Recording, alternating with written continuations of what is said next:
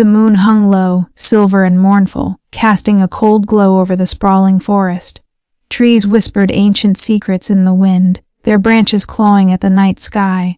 In the heart of this wilderness sat the ruined remnants of what had once been a bustling wolf-pack stronghold. Now, only one figure moved through the shadows with a deliberate, almost regal grace, the Alpha King Solon. Solon was a towering presence, broad-shouldered, with eyes the color of molten amber that burned with a solitude so deep it seemed almost physical. Years of ruling alone had carved lines of stoic endurance into his face. He had lost much friends, rivals, lovers, trust, and the pack he had once led had fractured under betrayals and fear. Now he walked the ruins of his domain like a phantom of his former self, a lone alpha among echoes of laughter and loyalty long gone. Meanwhile, at the edge of the forest, a small figure stirred in a meager cabin nestled in the woods. Mira, an omega of no significant standing, hummed softly as she stirred a simmering pot of stew. Her hands were delicate but precise, moving with the confidence of someone who had survived on the fringes of pack life for far too long. She was small, with hair the color of autumn leaves and eyes that held a vulnerability the world had taught her to hide. She had been rejected, by the pack, by her family, by the world that told her she wasn't enough. Not strong, not fast, not cunning, not worthy of love. Yet here, in her kitchen, she was powerful in the only way she believed she could be, through food. A sudden sound broke the quiet, a low growl, measured and deep, vibrating through the forest floor. Mira froze, her heart hammering in her chest. The Alpha King. Solon had been wandering the outskirts of the forest for weeks, hunting in silence, a shadow no one dared approach. Her instinct screamed for her to hide, but curiosity, a foolish, dangerous curiosity, rooted her to the spot. Solon's eyes locked on her cabin, drawn not by scent alone but by something more primal, a flicker of warmth of life, in a world that had grown cold. He approached, his step soft yet deliberate, until he stood at the edge of her clearing. The smell of simmering herbs and roasting meat drifted into the night air, mingling with the wild musk of the alpha. Mira swallowed, her voice trembling as she spoke before she could stop herself. I can cook," she whispered, almost as if confessing a sin. "I'm not worth much, sir, but I can cook." Solon's amber eyes studied her. Hunger, both literal and metaphorical, flared in him, a need he hadn't felt in years. He didn't speak at first. The silence stretched between them like a taut wire. Then, with a voice like gravel and velvet, he said, "Entertain me then." Her breath caught. This was no polite invitation. This was a challenge, and a dangerous one at that. But Mira, with nothing left to lose, nodded, setting her fear aside. "I will," she said, her hands trembling slightly but her heart fierce. And so, in the shadow of a lonely moon, the rejected Omega and the lone Alpha began a dance neither had anticipated. A slow, simmering connection that would ignite in ways they could not yet imagine. As Mira cooked, the forest held its breath. Flames flickered in the hearth, casting long, quivering shadows across Solon's chiseled face. He watched her, silent and unyielding, until the scent of her stew wrapped around him like a memory of something tender he thought he had lost forever. By the time the meal was ready, the first fragile threads of trust had been woven, not through words, but through the simple, profound act of sharing food. Solon, the untouchable alpha, had tasted warmth again, and Mira had tasted hope, the first spark of a story that neither of them could deny. The night stretched on, filled with unspoken questions and quiet understanding. Somewhere in the distance, wolves howled at the moon, as if heralding the unlikely bond forming beneath its silver gaze. And neither of them realized it yet, but their worlds, one broken by solitude, the other by rejection, were about to collide in ways more intense, more passionate, and more dangerous than either could ever have imagined. The fire crackled in Mira's small cabin, sending flickering shadows across the wooden walls. Solon sat across from her at the rough-hewn table, his massive frame almost too large for the small space. He had watched her in silence as she plated the stew, each movement deliberate, graceful, almost hypnotic. "You're meticulous," he said finally, his deep voice breaking the quiet. Not many Omegas care this much about the small details. Mira's cheeks flushed. She avoided his gaze, focusing instead on the stew. I have to be. Otherwise nothing turns out right." Her hands trembled slightly, but her voice carried a stubborn edge, one that refused to cower. Solon's amber eyes softened for a fraction of a second, though Mira didn't notice. He was a predator by nature, but something about her, the way she moved, the way she dared to exist despite the rejection she had suffered, drew him in like a moth to fire. He reached for the bowl she placed before him. The aroma hit him first rich, hearty, and infused with herbs that seemed to whisper comfort. He tasted it carefully, expecting mediocrity. He had long ago given up expecting kindness or skill from the world. But the first bite stunned him. This is exceptional, he admitted, the corner of his lips lifting ever so slightly. His words faltered, something he rarely allowed himself to feel creeping up uninvited admiration. Mira's heart fluttered, and she looked up at him cautiously. You mean that? She whispered, almost afraid he would laugh. I do, Solon said simply, returning to the stew. He ate with quiet intensity, savoring each bite as if it were nourishment not only for his body, but for the solitude that had eaten away at him for years. For the next hour, the cabin was filled with the simple intimacy of shared food. No words were wasted, but the air between them grew charged with something deeper, more dangerous. Mira noticed the way Solon's gaze lingered on her hands, the curve of her jaw, the way her lips pressed together when she focused. And for the first time in her life, she didn't feel invisible. As the meal ended, Solon leaned back, his gaze sweeping over her like a storm contained within amber eyes. You're not like the others, he said finally. You're rare. And I don't usually recognize rarity. Mira's pulse quickened. I am not anything special, she said, the words automatic, a lifetime of believing she was worthless shaping them.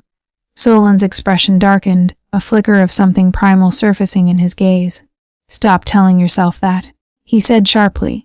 Your place here with me isn't about what the world thinks. It's about what I see.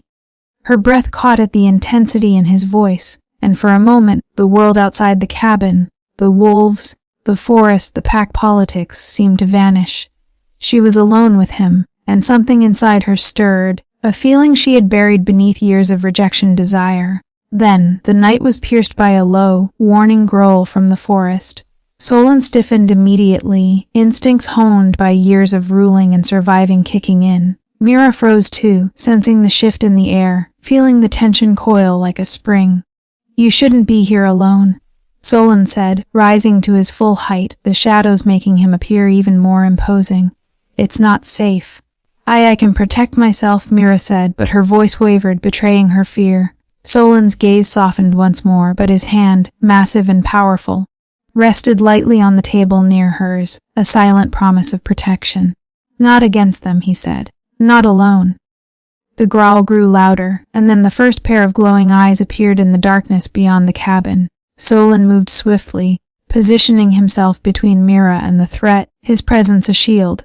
Stay behind me, he commanded, his voice calm but deadly. And don't move. As the intruder, a rogue wolf from a neighboring pack, emerged, Mira felt a surge of something she hadn't felt in years: safety. Not just safety, but belonging. For the first time, she realized that perhaps her worth wasn't measured by the pack's acceptance, but by the bond forming here, in the shadows of firelight and moonlight, with the lone alpha king who had chosen to see her.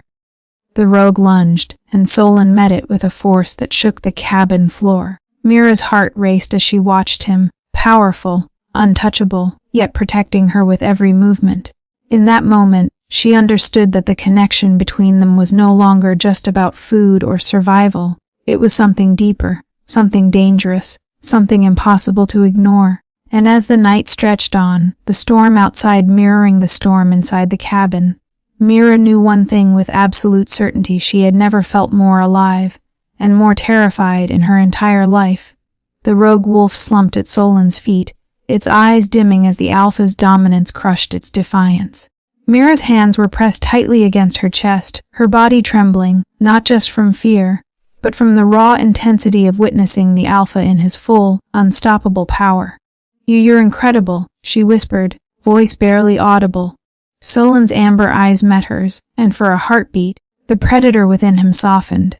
I told you to stay behind me, he said, though the edge of a smile tugged at his lips. And you listened mostly, Her cheeks warmed. I didn't want to hide. She faltered, unsure how to put her feelings into words. I wanted to be here. With you. Solon's gaze hardened again, a shadow passing across his face. Be careful what you wish for, he said. Being close to me, it isn't safe. Mira's stomach fluttered at the warning, a dangerous thrill coursing through her veins. Danger and desire intertwined. I've survived being alone, she said softly. I can survive this. He studied her, and for the first time she saw a flicker of something buried deep within, pain, regret, loneliness. He was a king in his own right, yet a man imprisoned by his own past. And somehow she didn't fear that part of him, she wanted to reach it. Sit, he commanded, returning to his place by the fire. Mira obeyed, her heart still hammering. You have skills. You cook. You create warmth in a world that's grown cold. That makes you valuable, more than you think. Her eyes filled with a fragile hope she hadn't felt in years. You really think so? I know so, Solon said, voice unwavering. And I will make sure you see it for yourself. The alpha's words wrapped around her like a blanket, warming the cold spaces inside her. But the moment of comfort was fleeting. Solon's ears twitched a subtle but unmistakable signal, and Mira froze. They're close, he muttered, standing and moving to the window. 2 more rogue wolves prowled the edge of the clearing, their eyes glinting maliciously in the moonlight. Mira's pulse spiked. There's so many. Solon's expression darkened. Not for long. Before she could react, he transformed. Fur sprouted along his body, muscles rippling beneath the sleek coat, fangs flashing as he assumed his alpha form. Mira gasped, unable to tear her eyes away from the magnificent, terrifying creature before her. Solon's presence filled the cabin, the firelight catching his amber eyes, making them glow with otherworldly intensity. You don't have to fight alone, he said, his voice deep and resonant even in beast form. But you can't be careless. Mira nodded, swallowing the lump in her throat. I won't. The rogue wolves lunged, but Solon was a storm. Each strike was precise, deadly, his movements fluid and terrifyingly beautiful. Mira watched, mesmerized, heart thudding in her chest, not just from fear, but from awe and something far more complicated, attraction. When the fight was over, and silence reclaimed the night, Solon reverted to his human form, breathing heavily, eyes blazing. Mira stepped forward cautiously. You saved me. He shook his head slightly, exhaustion evident. No, you saved yourself by not running. That matters more than you think. She hesitated, then moved closer, emboldened by the near death adrenaline and the strange, magnetic pull between them. I want to help you, she whispered. Even if it's dangerous. Solon studied her for a long moment, then let out a slow exhale. You have courage, he admitted, almost grudgingly. And that is rare for an Omega. Most hide behind fear. You face it. That makes you different. Her heart swelled. I just want to matter, she said quietly. You do, Solon said, stepping closer. Their eyes locked, the space between them charged with unspoken longing. To me. For a moment the world shrank to just the two of them, the firelight flickering, the forest whispering, the Alpha and the Omega caught in a tension neither fully understood, yet both craved. Mira felt the pull of something irresistible, something dangerous. She knew Solon was untouchable, yet she also knew she could no longer hide from her own desires. And as the fire flickered across his face, illuminating the chiseled lines of his jaw, Mira realized that she was no longer just an Omega trying to survive. She was a woman standing on the edge of a storm of passion, loyalty, and danger that could consume them both. The night stretched on, filled with silent promises and quiet tension, but one thing was certain: the bond between the rejected Omega and the lone Alpha King was no longer tentative. It was real, it was dangerous, and it was only beginning. The morning sun filtered through the thin curtains of Mira's cabin, casting golden streaks across the small, rustic interior. Mira stirred, the scent of last night's stew still lingering faintly in the air. She moved carefully, not wanting to wake Solon, but the sound of his slow, deep breathing reminded her that he had chosen to stay, to remain in her presence through the night. When she finally turned to look at him, her breath caught. He sat near the fire, his gaze fixed on the dancing flames, the lines of solitude and pain still etched across his face. Yet something in the quiet morning light softened him, revealing glimpses of the man behind the Alpha King, the